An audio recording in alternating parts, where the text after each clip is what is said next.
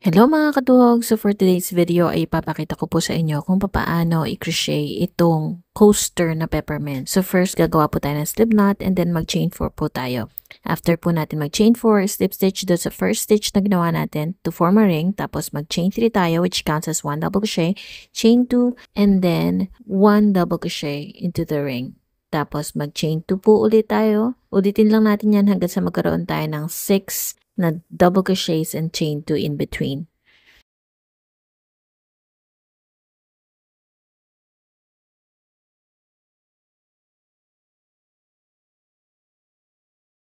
After chaining 2, to end the round, mag-work po tayo ng slip stitch dun sa first double crochet made o dun sa chain 3. And then round 2 na po tayo, chain 1, 1 single crochet into the same stitch at 3 single crochets into every chain 2 space around. Tapos sa ibabaw ng 1 double crochet, 1 single crochet po. Uulitin lang natin yan hanggang sa makabalik tayo sa last stitch. Sa pag-end po ng round ay mag-work tayo ng slip stitch sa ibabaw ng first single crochet na ginawa natin.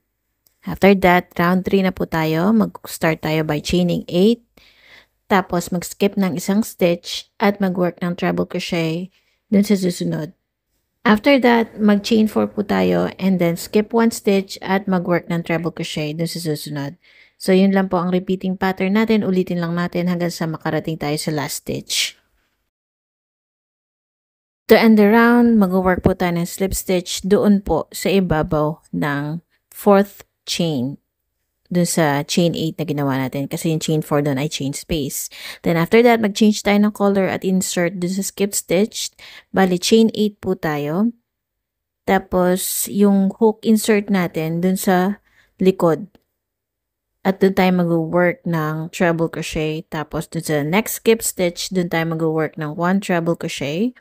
Tapos mag-work tayo ng chain 4 sa ibabaw ng chain 4 space at uulitin lang po natin hanggang sa makabalik tayo sa last stitch. Sa project na ito ay dinoble ko po ang Indofill 4-ply. Bali 8 strands po ang gamit ko para kumapal po ang ating coaster. Sa hook naman po ay gumamit ako ng 5mm crochet hook. Sa pag-end naman po ng round ay mag-work lang tayo ng slip stitch doon sa first 4 chains na nagawa natin. Doon sa chain 8, doon sa 4th chain, doon po tayo mag-work ng slip stitch. At pagkatapos po niyan ay chain 1 lang natin, cut off yung yarn at ang pinaka-final na gagawin ay i-weave in na lang po ang ends. So kung naghahanap kayo ng very simple na peppermint coaster na may touch of Christmas, eto na po yun.